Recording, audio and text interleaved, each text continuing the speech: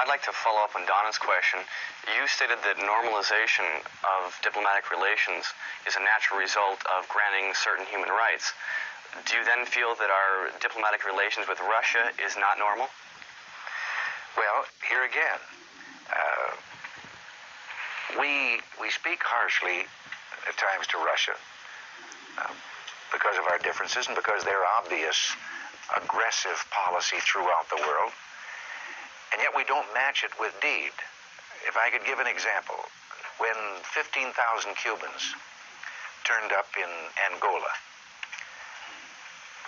Secretary of State then, Kissinger, made a very strong speech, probably the strongest he'd ever made with reference to the Soviet Union, because they had ferried those troops over by plane, and said that if we were to have détente and normal relations with Russia and so forth, friendly relations, those troops would have to come home. But 4 days later, he was in Moscow.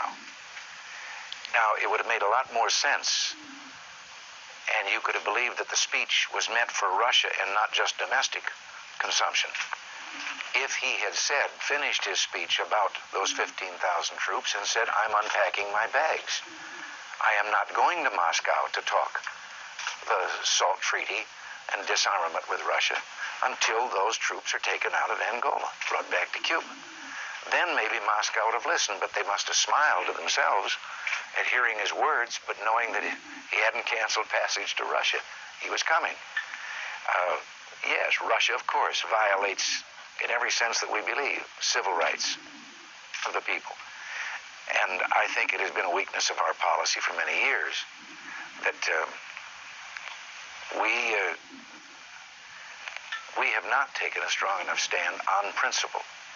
Now, this does not mean that you do not try to ease the strain, doesn't mean that you don't meet with them and try to see if we can't eliminate the possibility of coming to a confrontation.